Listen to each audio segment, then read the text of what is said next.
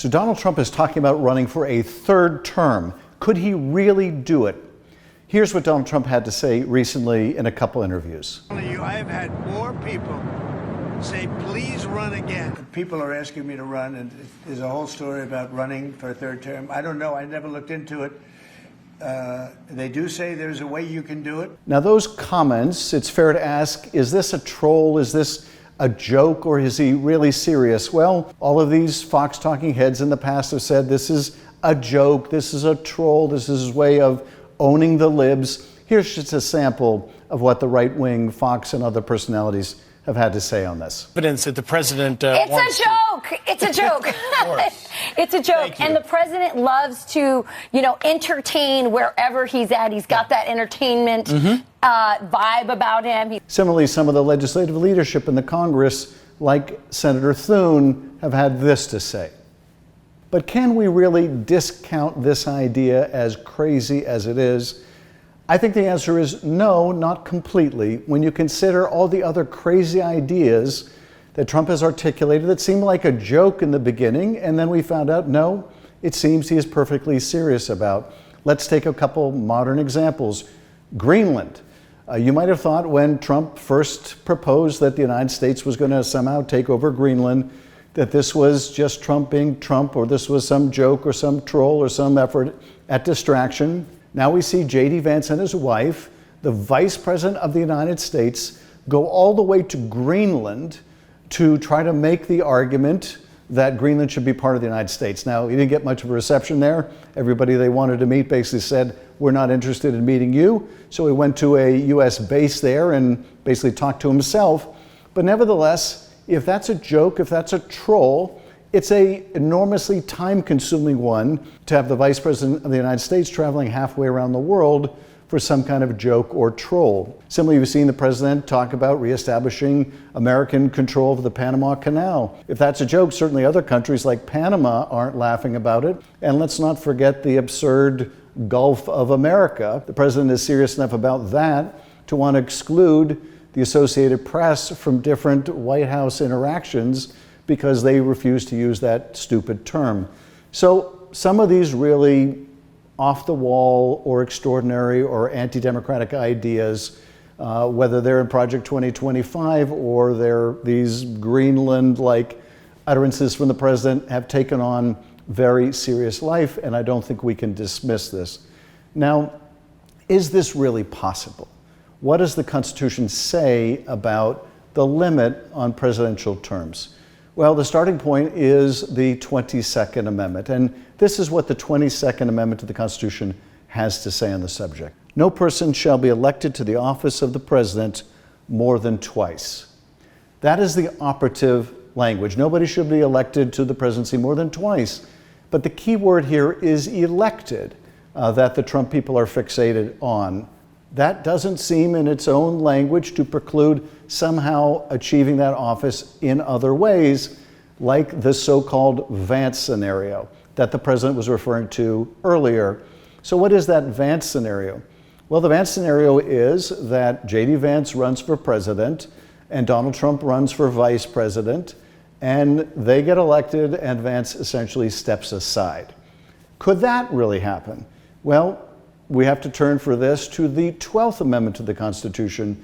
The 12th Amendment provides this: no person constitutionally ineligible to the office of president shall be eligible to that of vice president of the United States.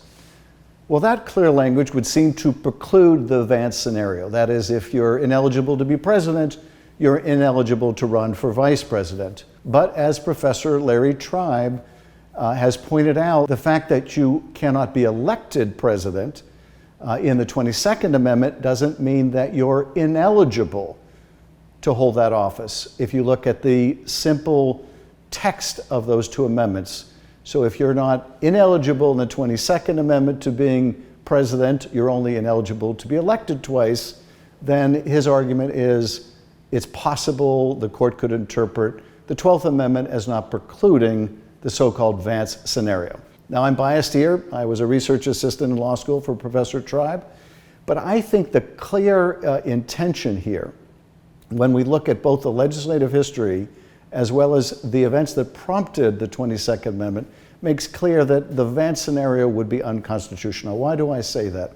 Well, this amendment was proposed after Franklin Roosevelt was elected to serve as president 4 times.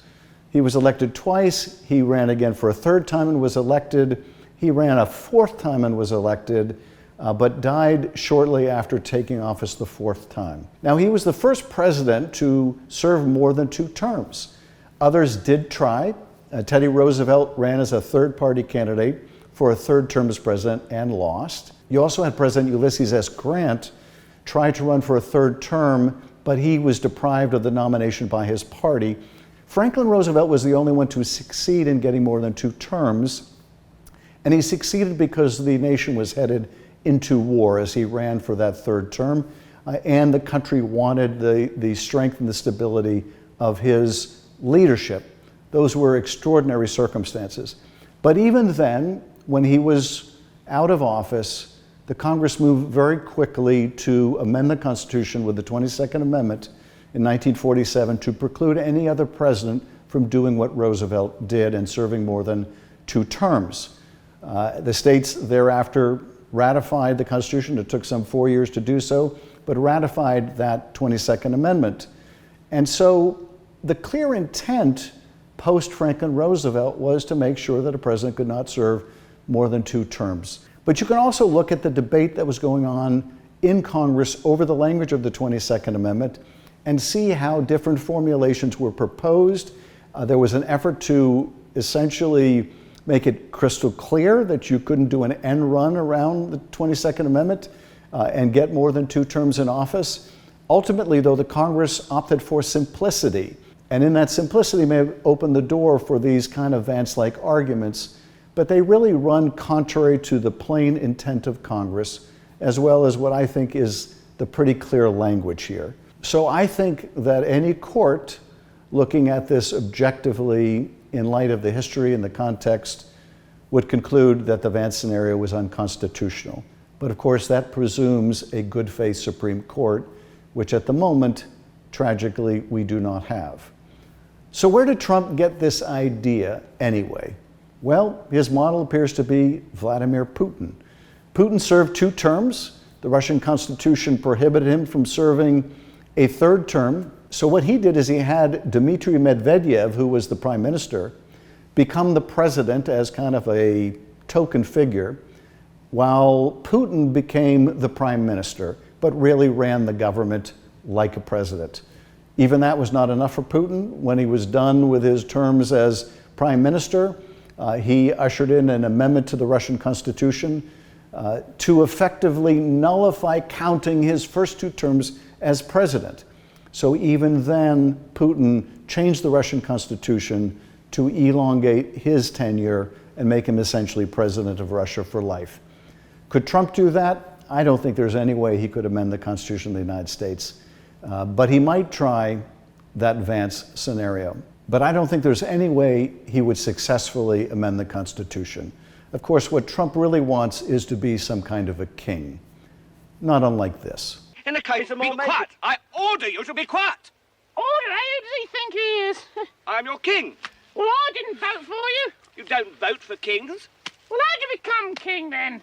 The Lady of the Lake, her arm clad in the purest shimmering samite, held aloft Excalibur. But we don't have kings in America, and we're not going to start now with Donald Trump. If you look back to where the whole precedent began for 2 terms, it really began at the founding of America. It began with George Washington, who after 2 terms, while immensely popular, could have easily run again and become essentially president for life, walked away from the presidency, understanding the dangers of keeping that office for too long. He cherished the idea of going back to being an ordinary citizen of the United States. His greatest achievement was arguably not defeating an empire, but rather rejecting a crown.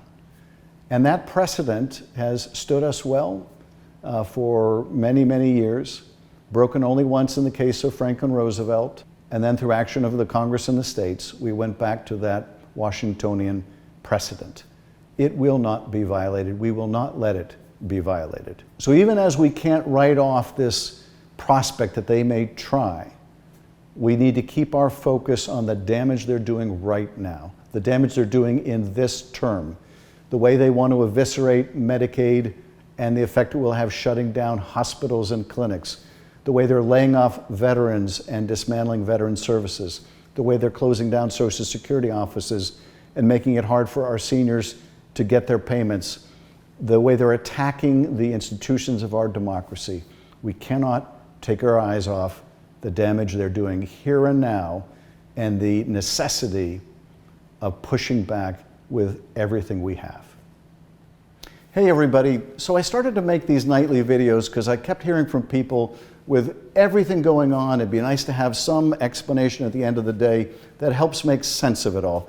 So that's what I've tried to do, but I would love your feedback, and if you'd like to continue the conversation, please join along, but let me know. Are there subjects you want me to cover? Are there movie clips you want me to include? As you can tell, I'm a movie fan, but I hope we'll get to continue the conversation and welcome your feedback.